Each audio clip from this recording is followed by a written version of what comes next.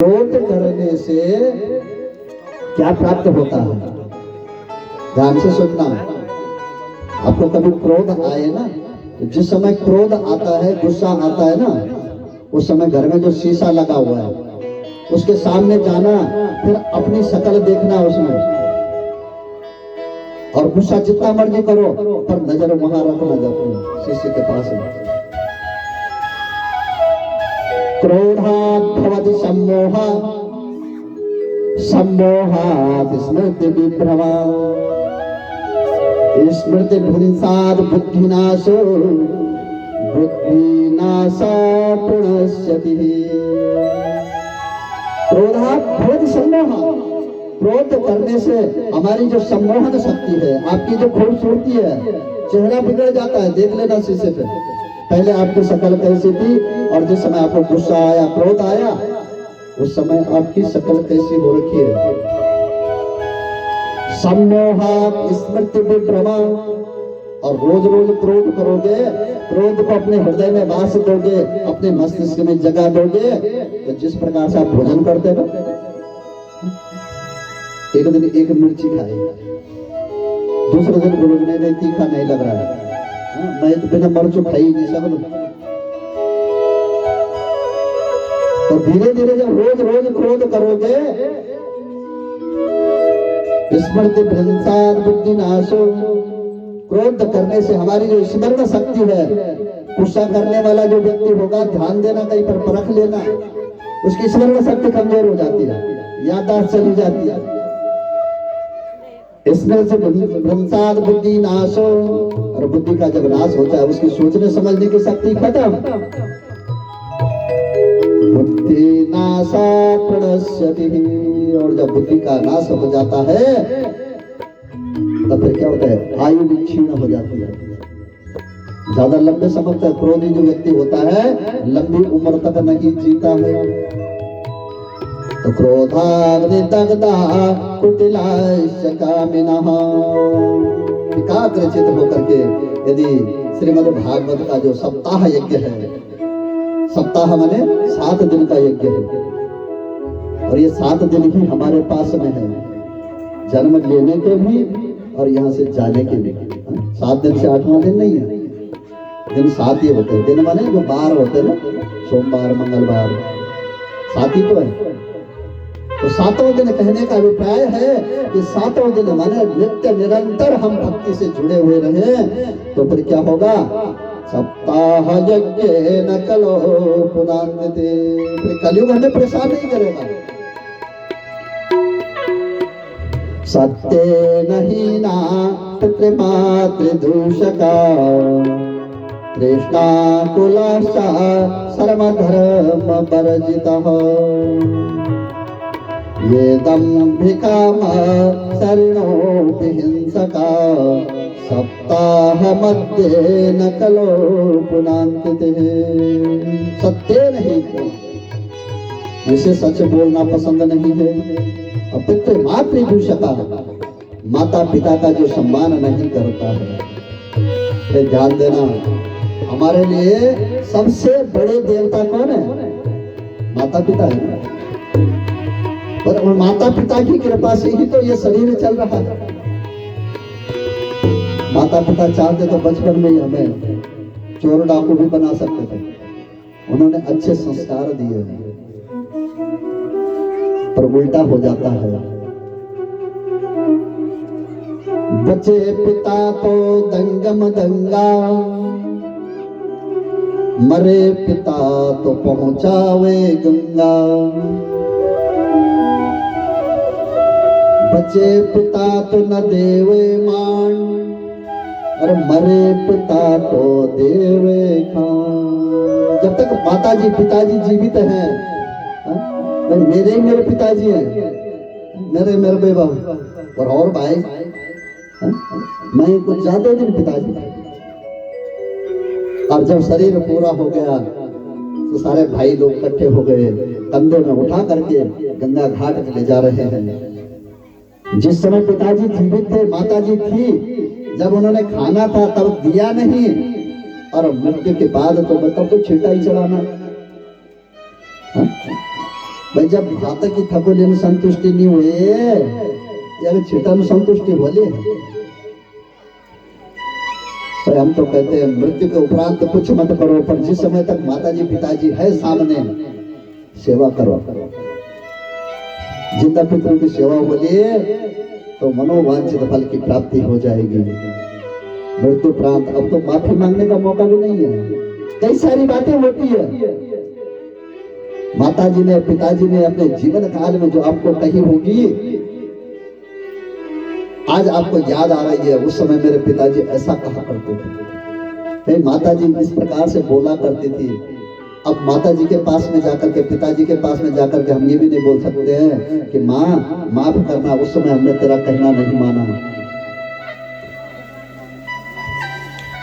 और यदि वो गलती का आपको आभास हो रहा है तो आज भी आप बोल सकते हैं, क्योंकि वो पितृ देवता हमारे आसपास में हैं, उनकी दृष्टि हमारे ऊपर पड़ी हुई है, बनी हुई है, और उन्हीं की कृपा से ये जीवन चल रहा है। कृष्णा कुलाशा सर्वधर्म वर्जितः। कृष्णा क्या है? कृष्णाम वैतरणी नदी। यदि हमारे अंदर कृष्णा लालच लोभ ज्यादा होगा तो फिर वैतरणी नदी में डूबना पड़ेगा, पार नहीं हो पाएंगे। सप्ताह यज्ञ कलो पुनान्तिः। ये जो सप्ताह यज्ञ है, इस यज्ञ को करने के बाद में, सुनने के बाद में वो सारे पाप समाप्त हो जाते हैं। कायेन वाचा मनसा पिपातकं नित्यं प्रकुर्वन्ति शठाहठेन ये।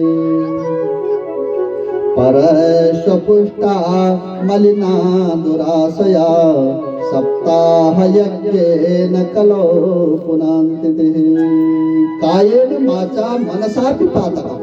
काया शरीर से, मन से, वाणी से हमने कोई पाप कर्म किया है, वो सारे पाप समाप्त हो जाते हैं। बोला इस प्रकार प्रसंग सुनाता हूँ आपको। सूत जी महाराज कथा सुना रहे हैं नैमिषारण्य में बैठ करके 88,000 ऋषि लोगों को, कि एक ऐसा इतिहास मैं आपको सुनाता हूँ कि श्रीमद् भागवत महापुराण का पाठ करने से प्रेत योनि में गया हुआ व्यक्ति भी मोक्ष पद को प्राप्त हो जाता है। आत्मदेव पुरे तस्मिन् सर्ववेद विशारदा तुंगभद्रा तटे पूर्वा मघोत्पत्तनवत्तमम्। तुंगभद्रा नदी के तट पर आत्मदेव नाम के एक ब्राह्मण है, और आज पंडित जी बड़े परेशान, नदी के तट पर गए हुए हैं, मन खिन्न हो रखा है, और वहां पर जाकर के सीधे आत्महत्या करने की सोच रहे हैं। इतनी देर में वहां पर एक सन्यासी आ जाता है। सन्यासी ने देखा, भाई महाराज पंडित जी क्यों गए हुए नदी के तट पर, क्या चाहते हो? तो आज आत्मदेव जी ने सन्यासी के पास में कहा, कथम रोदस विप्रातम काते चिंतां बलीयसे बदत्तम सत्वरम मह्यम स्वस्या दुःखस्य कारणम। महाराज, ब्राह्मण देवता सन्यासी कह रहे हैं, अपने दुख का कारण तो बताओ, क्या चाहते हो? तो आज आत्मदेव ने कहा, दिग्जीवितम प्रजाहीनम दिग्गहम च प्रजा विना दिग्धनम चानपत्यस्य दिग्बलम संतति विना। राजा है पर प्रजा नहीं है, तो क्या करना है उस राजपाट का? घर गृहस्थी है, मकान है, धन दौलत है, सब कुछ है, पर दिग्कुलम संतति बिना। महाराज मेरी संतान नहीं है, सब कुछ मेरे पास में है पर संतान नहीं है, कोई वारिस नहीं है, पुत्र नहीं है।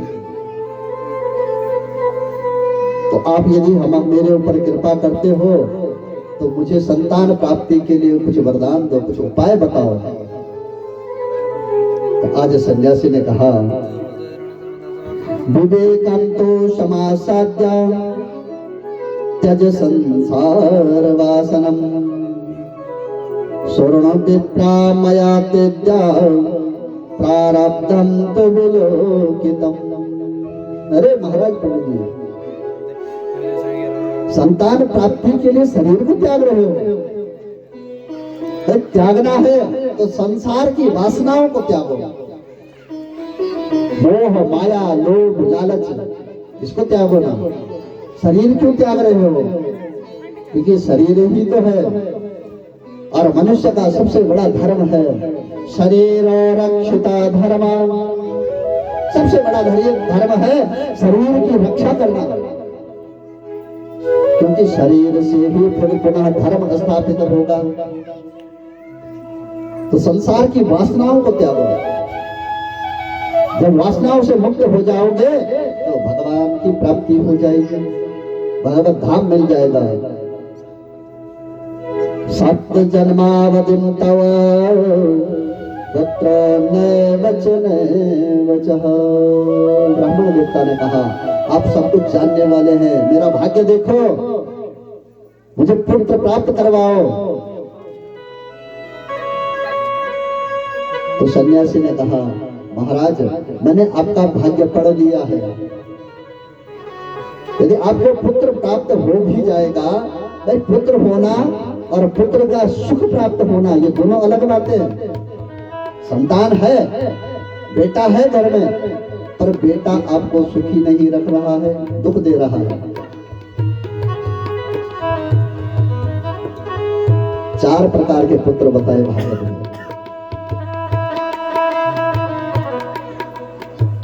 एक पुत्र वो है, भाई किसी से लड़ाई झगड़ा मत करना, ध्यान से सुनना। लड़ाई झगड़ा करोगे तो वही लड़ाई झगड़े वाला जो आपका शत्रु है वह आपका पुत्र बन करके घर में आएगा, उसको शत्रु पुत्र कहते हैं।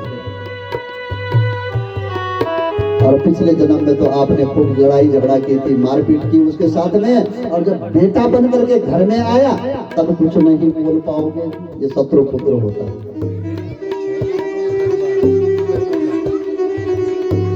ऋण बंधु पुत्र, कर्जा लिया, आपने कर्जा वापस नहीं दिया, बेचारा चले गए। वो पुत्र बन के घर में आता है और जितना उसका कर्जा होगा उतने वर्षों तक आपके घर में रहेगा। 10 साल 20 साल 30 साल जितना कर्जा है, अपना कर्जा वसूल किया और चला गया। ऋण बंधु पुत्र, उसने आपसे अपना कर्ज लेना था। आपके भाग्य में जो है उससे संतुष्ट रहो, क्योंकि नहीं तो अब कभी कभार होता है ना, हम कहते हैं यार भगवान कितना अच्छा बेटा है बेचारों का, प्रभु काश ऐसा बेटा हमें भी प्राप्त होता, पर हमारे भाग्य में तो है ही नहीं। उदासीन पुत्र कहते हैं, किसी को देख करके उदास होना, कामना करना, इस प्रकार का भी पुत्र बन करके घर में आता है। और एक सेवा भाव का पुत्र होता है। इस जन्म में आपने किसी की सेवा की तो वही सेवा भाव का बदला चुकाने के लिए आपके घर में आता है और माता पिता को दुखी नहीं करता है, बल्कि खूब सेवा करता है। तो सन्यासी ने आत्मदेव जी को कहा, महाराज पंडित जी,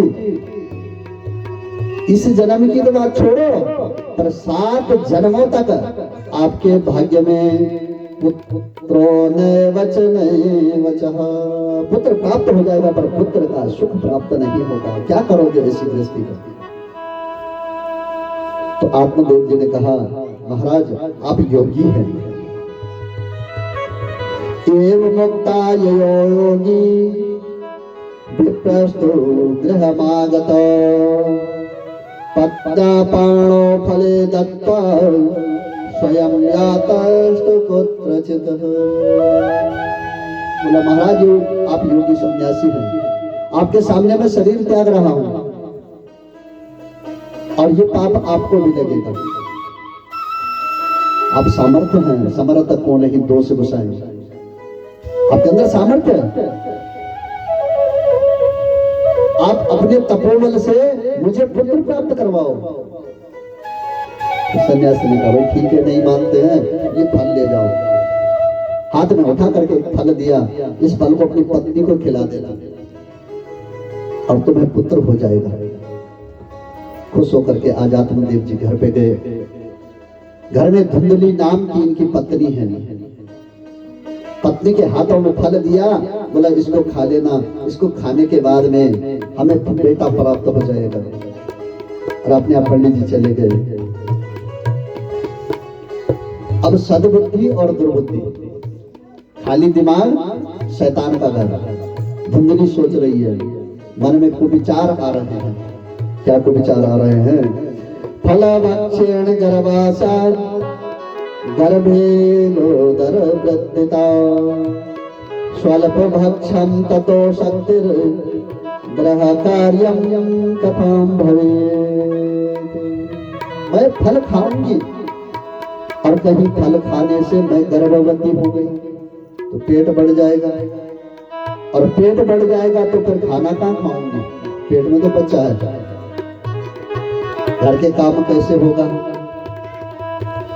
घर का काम कोई और देखेगा तो व्यवस्था बिगड़ जाएगी।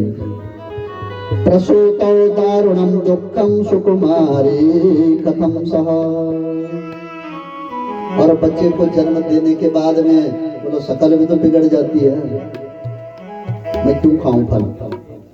एकदा भगिनी तस्यात् गृहं स्वेच्छया गतः तदग्रे कथितं सर्वा चिंतेयं महती में। नहीं खाया फल, वो नहीं चाहिए बच्चा। आत्मदेव जी सीधे साधे व्यक्ति है, सोचा पत्नी ने फल खा लिया, बोला सन्यासी का दिया हुआ है, जरूर कुछ होगा प्राप्त। और एक दिन धुंधली की बहन आई, बोला बहन तुम चिंतित लग रही हो, क्या बात है? बोला ऐसी सी बात है, हमारे जो पति देव है एक फल लेकर के आए थे और कहा इस फल को खाने से बच्चा हो जाएगा, और मैं नहीं चाहती हूँ गर्भवती होना। बोला चिंता मत करना। सलाह देने वाले भाई धार्मिक कार्यों में तो बिल्कुल किसी की सलाह नहीं लेनी चाहिए। सनातन धर्म सिखाता है आपकी जेब में पैसा है, आप चढ़ाना चाहते हैं तो दाहिना हाथ यदि चढ़ा रहा है तो बाएं हाथ को भी पता न चले आपने क्या चढ़ाया। और सलाह लोगे किसी की तो सारे भले मानुष नहीं है आजकल। आप यदि धार्मिक कार्य करने की सलाह लोगे कई बातें बनाएंगे, अरे भाई करने के लिए तो ठीक है, पर कैसे करोगे, क्या करोगे? क्योंकि पुण्य कर्म करने से वैकुंठ की प्राप्ति होनी है ना। भाई कोई व्यक्ति बुरो न माना, कोई यम चालू जुगाड़ वालों कि भाई पिष्ट जी और जहाज में बैठी गई यखन दिल्ली पहुंचे, तैलेन जहाज आएंगे दिल्ली बेटा, तो यन बाटो बता ला बोली पैदल पड़ल जानो सोचना छोड़ता। क्योंकि कोई नहीं चाहता है कि आपको भगवान का वैकुंठ धाम मिले, इसलिए धार्मिक कार्यों में विघ्न डालने वाले बहुत मिल जाते हैं। तो धार्मिक कार्य में सलाह ली धुंधली ने, बहन ने कहा चिंता मत कर, घर में गाय बंधी हुई है ना, इस फल को दे दे गाय को, फल की भी परीक्षा हो जाएगी। मैं गर्भवती हूँ, मेरा बेटा होने वाला है। और अपने पति देवता को बोल दे मैंने फल खा लिया है, मैं भी गर्भवती हूँ, और जिस दिन मेरा बेटा होगा उस दिन उठा करके मैं बेटे को तुम्हें दे दूंगी, मेरी पालने की व्यवस्था भी नहीं है, तो चिंता मत कर। राज धुंधली ने ऐसा ही किया। अथ कालेन सा नारी प्रसूता बालकं तदा आनीया जननो बालम रहस्य धुंधली तदा। इस रहस्य को केवल धुंधली जानती थी कि मैंने पति देवता के पास साथ में क्या कपट किया हुआ है। और जैसे ही वो बच्चा हुआ पेट पर कपड़ा बांध करके धुंधली ने, और आज जैसे ही बच्चा हुआ बहन ने व्यवस्था कर दी और अपने बेटे को वहां पहुंचा दिया। और धुंधली ने आज आत्मदेव को कहा मुझे बच्चा हो गया है। खुश हो गए आत्मदेव जी। त्रिमासे निर्गते चाथा साधेनो सुषुवेर्भकम् सर्वांग सुंदरम दिव्यम निर्मला कनक प्रभम। 3 महीने तक घर में रखा उस फल को, 3 महीने बाद गाय को खिलाया था। तो जब वो बेटा हो गया तो गाय ने भी 3 महीने बाद में एक बेटे को जन्म दिया। और वो बेटा क्या सन्यासी का दिया हुआ फल था। उसके कान तो गाय के समान थे पर सारा मनुष्य जैसा था। खुश हो गया। आत्मदेव जी आज बड़े खुश हुए कि मेरी पत्नी को भी बेटा हुआ है और गाय को भी बेटा हुआ है। घर में 2 बेटे आ गए हैं। उनका नामकरण संस्कार किया। जैसे ही नामकरण संस्कार करने की बारी आई तो धुंधली आगे आ गई। अच्छा जी, हाँ नाम आप रखोगे? बेटा मेरा हुआ है, मैं नाम रखूंगी ना। मेरा नाम धुंधली है। भाई नाम की बड़ी महिमा है, ध्यान देना। आप लोग जब नामकरण संस्कार करते हो ना, नाम रखते हो बच्चों का ना, तो कोशिश करो भगवान के नाम से मिला जुला नाम ही बच्चों का रखें। दुनिया भर के नाम है भगवान के। किसी को पूछा बहन जी आपका नाम क्या है? आपने कहा मेरा नाम लक्ष्मी देवी है। बहुत अच्छा नाम, सुंदर नाम, माता पिता का रखा हुआ। आपके बच्चे कितने हैं लक्ष्मी देवी जी? बोला मेरे 2 बच्चे हैं। उनके नाम? बोला बेटी का नाम रिंकी, बेटे का नाम टिंको टिंको। भाई कहीं लग रहा है संबंध कि लक्ष्मी देवी का और टिंको रिंकी पिंकी का कोई संबंध होगा? भाई उस जगह पे आपने यदि बेटे का नाम गोपाल रखा हुआ है, माधव रखा हुआ है, राघव रखा हुआ है, तो फर्ज करो जब तक आपका बेटा 10 साल का होता है तो 10 साल तक अनायास ही आपने माधव माधव राघव राघव कितनी बार बोल दिया, अनजाने में ही। आपको नहीं पता हम भगवान का के नाम का जाप कर रहे हैं, और फिर भी आप तो अपने नाती को, अपने बेटे को बुला रहे हैं, पर उतनी बार आपने भगवान के नाम का जाप कर लिया। यदि आप ऐसा नाम रखते हैं तो फल भी जतोज बलनो ततोज गुण, ऐसे गुण आते हैं।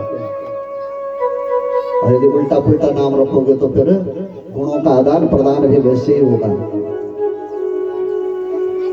तो धुंधली ने कहा भाई मेरा बेटा है, मेरे नाम से मिलता जुलता नाम होना चाहिए। और उस बेटे का नाम धुंधुकारी रख दिया। और जो गौकर्ण जी थे वो तो अपना नाम साथ में लेकर के आए थे। गाय के कान है, उनका नाम गौकर्ण रख दिया। क्रियत काले न तो जातो तरुणो तनया उभो गोकर्ण पंडितो ज्ञानी धुंधुकारी महाखलः। गोकर्ण जी बचपन से ही ज्ञानवान, धार्मिक बुद्धि वाले, और धुंधुकारी महामूर्ख। आज आत्मदेव जी का बेटा, 2 बेटे हैं, एक विख्यात हुआ और दूसरा कुख्यात। नाम तो दोनों के आते हैं ना। अच्छे व्यक्ति का भी नाम आता है और बुरे व्यक्ति का भी नाम आता है। तत्पिता कृपणा पोचर धनहीनो रोधः बंधत्वं तो समीचीनां कुपुत्रो दुखदायकः।